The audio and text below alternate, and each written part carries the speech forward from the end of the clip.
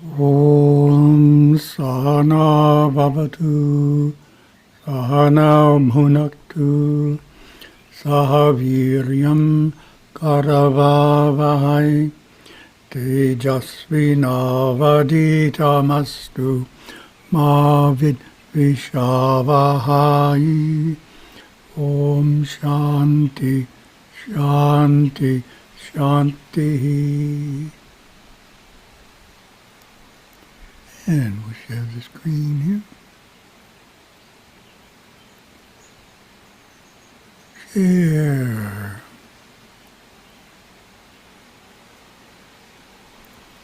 September 21st. Here we are.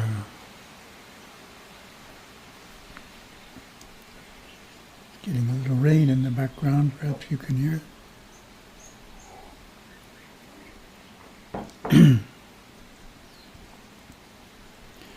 Yeah, let's see what our first topic is. Oh, that's a very interesting one. The 5 Kleshas from Patanjali's Yoga Sutras. So, of course, you all know what they are. What are the 5 Kleshas? I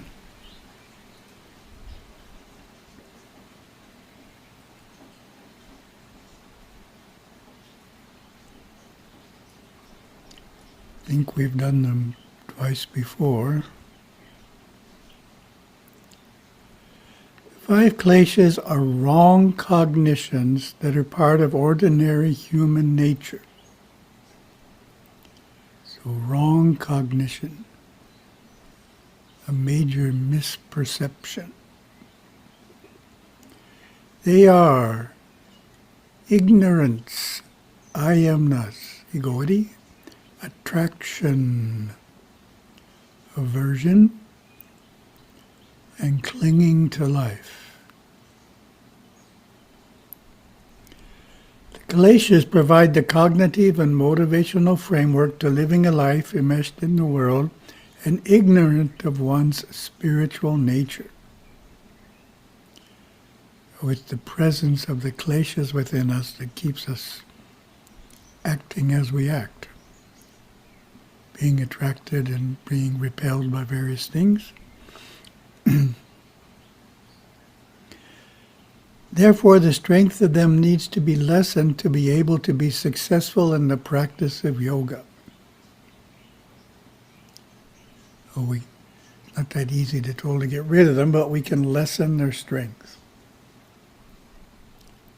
So we're going to look at the verses from the Yoga Sutras on the Kleshas, plus our commentary on each. These 5 kleshas can all be attenuated by the practice of Kriya Yoga. These are the verses. When that graphic is there, it means it's a verse. Ultimately, the kleshas can be completely obliterated through the experience of Dharma Megha Samadhi. Attenuated means reduced in strength. We will look at the practice of Kriya Yoga later in the presentation. So now we're going to look at each klesha. Ignorance, avidya, is the field of the other kleshas, whether dormant, attenuated, intercepted, or activated. Commentators indicate the kleshas are dormant in a baby, attenuated by yogic practices, intercepted when one temporarily blocks another, or fully activated in an average person who is not even trying to control them.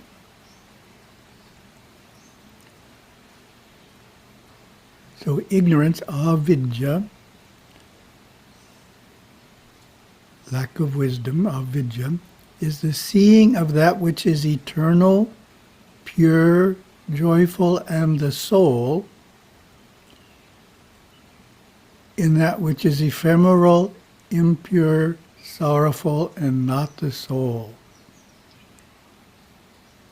So that's really important. In other words, we think something in the world has the qualities of the soul. That's ignorance. And then we find out it doesn't, and then we move on to the next thing in the world and think it has the qualities of the soul. And it doesn't, so we keep going until we say, well, maybe the qualities of the soul are in the soul. That's the idea. That would be vidya, wisdom. In common usage, ignorance refers to not knowing how to do something, such as being ignorant about caring for dairy cows. I don't know why I said dairy cows. That's an interesting one. Ignorance of the type mentioned in this verse is different. It is referring to looking at something and totally mistaking its nature. So we explained about that. I amness is the identification, as it were, of the powers of vision and visioner. So that's Patanjali's way of saying awareness is identified with consciousness. Visioner, of course, is the Purusha. The powers of vision is referring to our intellect, buddhi.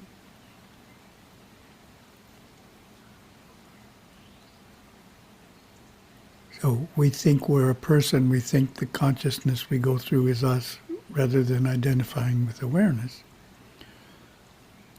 Attraction, interesting definition of attraction. Attraction is that which rests on pleasant experiences. So things that have given us pleasure in the past, we're attracted to them in the present.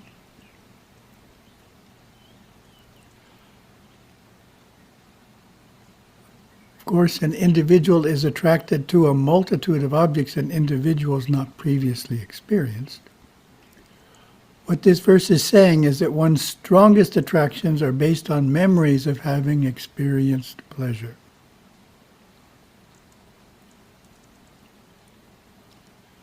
Aversion is that which rests on sorrowful experiences. Oh, this is interesting. When the concept of being detached is initially thought about, it would be common to focus solely on lessening our attachment to what we consider pleasurable. However, strong attachments also exist to our memories of what caused us suffering, such as mistreatment from our parents. It is necessary to also detach from these memories of suffering. So that's very interesting. Huh?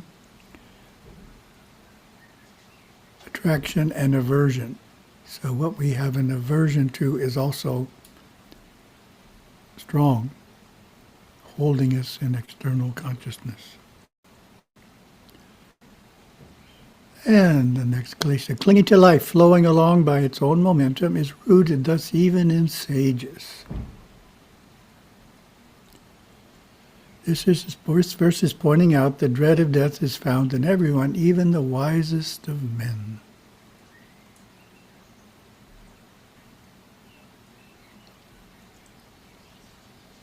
These kleshas in their subtle form are overcome by the process of involution within the individual. So involution takes place when kaivalya, which is his word for liberation, is achieved.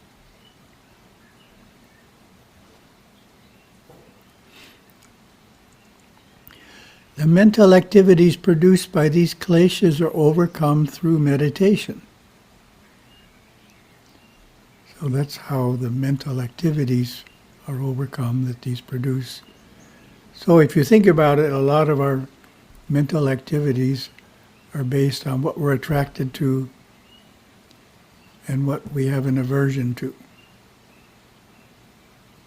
So we're constantly thinking about them all day long. And we can overcome that by successfully meditating.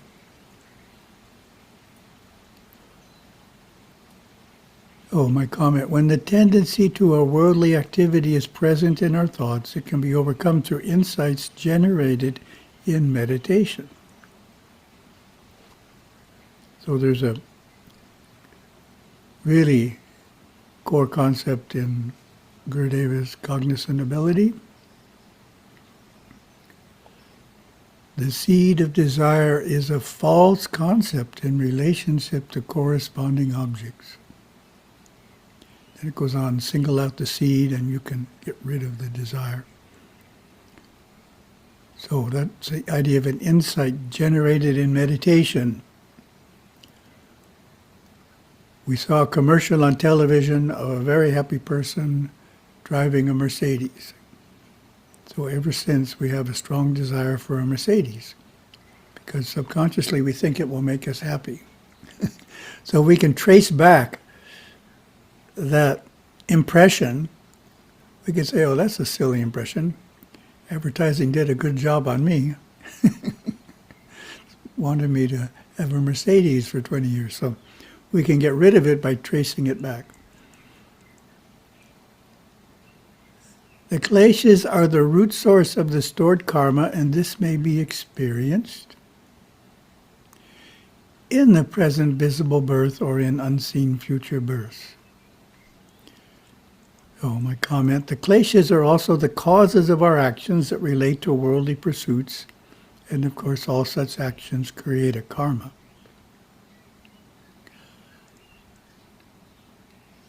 And next verse, so long as this root source exists, there also is fruition from it of one's class, lifespan, and life experiences. So that's interesting. This verse is stating that our karma determines our birth status, span of life, and experiences in that life. So a good astrologer can see that in our chart, span of life and experiences we're going to have. And that's based on our karma. These are pleasant or unpleasant as the fruit of meritorious and non-meritorious actions, respectively. So that's the traditional explanation of the law of karma. The karmic reaction created by meritorious actions are pleasant experiences in the future, and the karmic reaction created by non-meritorious actions are unpleasant experiences in the future. Then Patanjali talks about lessening or attenuating the kleshas.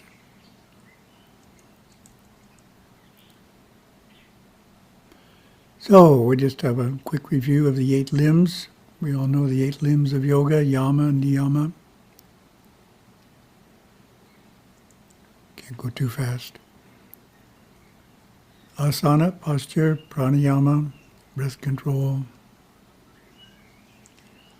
Pratyahara, sense withdrawal, dharana, concentration, dhyana, meditation, and samadhi, ecstasy or meditative absorption. Of the 8 limbs, we're just going to focus on the niyamas, the religious observances. In Patanjali's system, there are just 5 of them. These developed into 10 in the later Yoga Upanishads.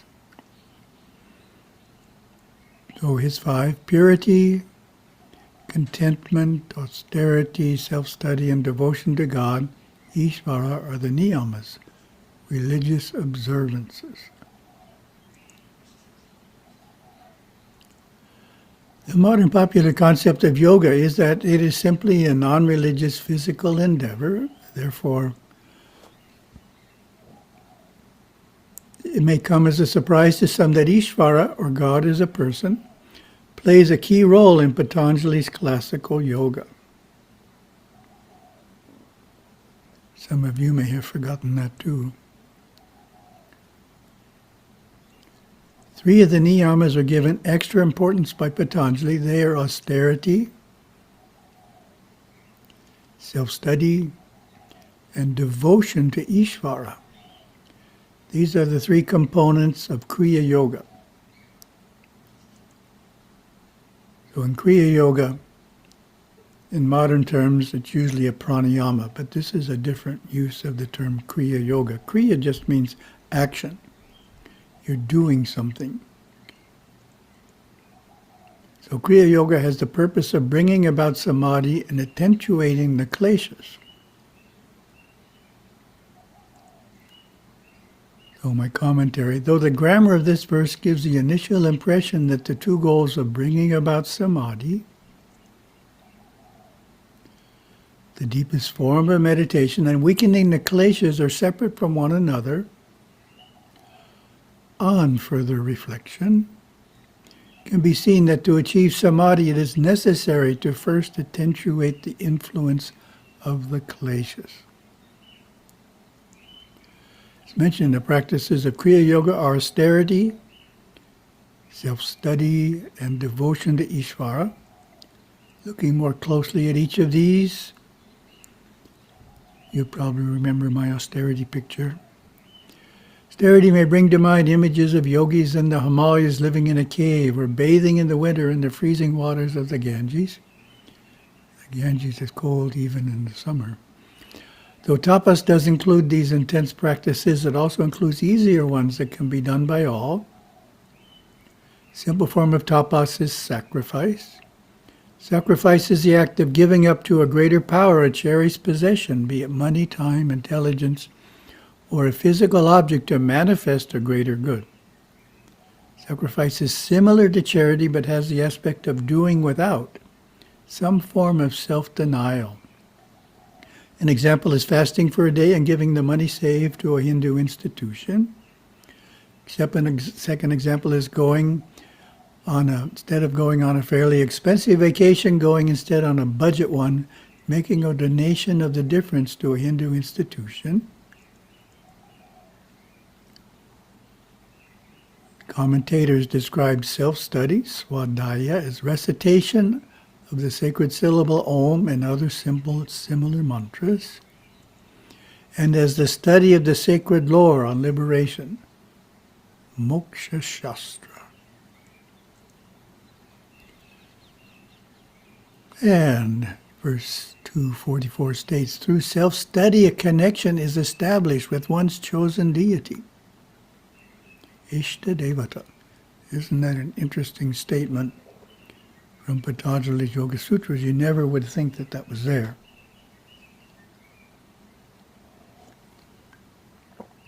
Ishta Devata. We connect through self-study. In other words, you will develop greater closeness to a deity by repeating the deity's mantra. So I interpret that. The practice of Kriya Yoga is Ishvara Pranidhana, devotion to Ishvara. In later yoga literature, an alternative term for Ishvara Pranidhana, which is the one we used, the alternative is used, which is Ishvara Pujana, which refers to devotional worship as a way of cultivating intense devotion for Ishvara. So Ishvara Pranidhana means devotion to Ishvara, whereas Ishvara Pujana means devotional worship to Ishvara. That's another way of stating the purpose of Kriya Yoga is that it is the yoga of purification through religious observances. In other words, the point is the niyamas, and in particular 3 of them, which Patanjali calls Kriya Yoga, where the religious observances are really important even before you do the asanas. So yama, niyama, asana. So what we're talking about is even before you're supposed to start the asanas, you're doing religious observances. So as you know, our second topic, we ran out of character qualities. So we need a short topic that repeats, so I thought we could go through the lessons from Path to Shiva. They just take about 3 to 5 minutes each. So we'll do one lesson per Zoom satsang, and the idea is for you to give the answer. Each starts with a question. Who am I and where did I come from? How would you answer that question?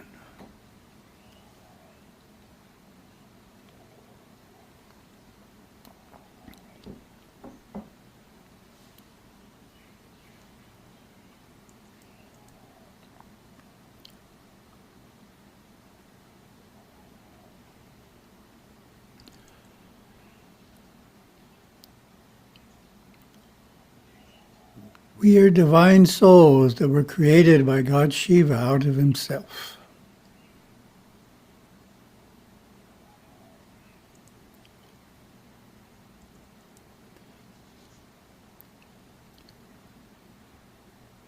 So seekers ask, who am I? Where did I come from? My Tamil slide says, nan-yar. They inwardly know that they are more than just another person with a particular name who was born in a certain place. They sense that they are more than their body, mind, and emotions. They want to understand, did I exist before I was born? Will I exist after death? The answer given in Sarvat Hinduism is that we are each a divine soul on a wondrous journey. We are an immortal body of light that has lived many lives, had many bodies and personalities. Gurudeva explained, when the soul has had enough experience, it naturally seeks to be liberated, to unravel the bonds. That begins the most wonderful process in the world as the seeker steps for the first time onto the spiritual path. Of course, the whole time, through all those births and lives and deaths, the soul was undergoing a spiritual evolution, but unconsciously. Now it seeks to know God consciously. So that's a very interesting point. Everybody's on the spiritual path. It's just that lots of people don't know it yet. They're unconsciously on the spiritual path because they are spiritually unfolding through their actions. But there comes a point when you consciously realize you're on the spiritual path. So that's when you start to speed up. Our soul was created by God Shiva out of himself, like sparks flying forth from a fire. Like the sparks and the fire, we are both the same and different from Shiva, our source. We live within his boundless creation, this unthinkably vast cosmos, which is filled with his divine presence. Shiva is the life energy in the birds and the fish and in the animals. His being flows through all we see and experience. Our Vedic rishis have assured us that God is the life of our life.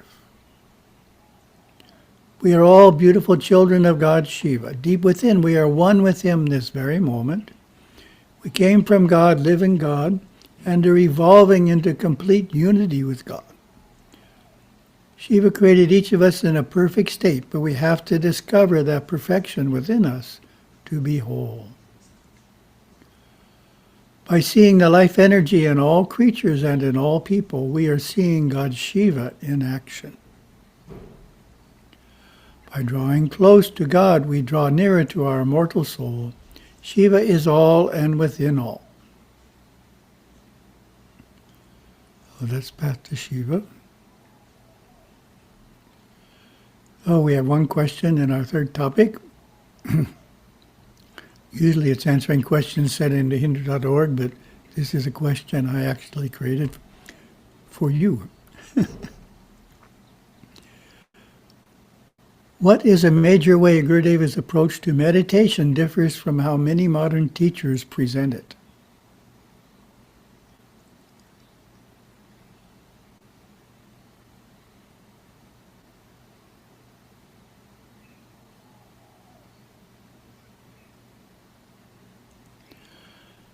Gurudeva has his devotees focus on clearing the subconscious mind before striving for deeper meditation.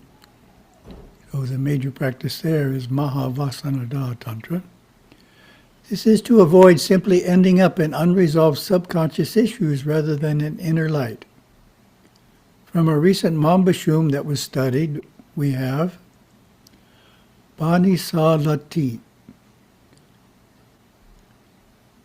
The process of settling all of our emotional grievances, problems, and entanglements before going into meditation for realization.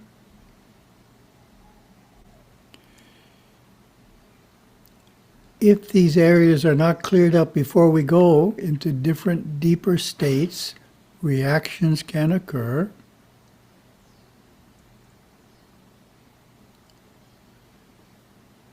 and pull us out in no uncertain terms into the subconscious areas of the mind, into the muli perspective.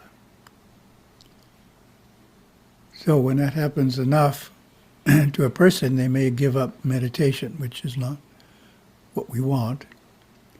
So this is deeper meditation, not simply calming the mind by breathing and relaxing and finding a little bit of peace. This is going in deeply, can create a reaction that throws you into the subconscious in a major way. So we want to avoid that by clearing the subconscious mind before pursuing deeper, not shallow, but deeper meditation. So thank you very much. Om.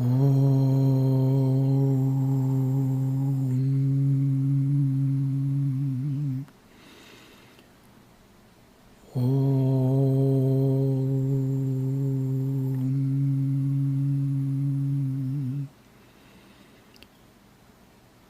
Om.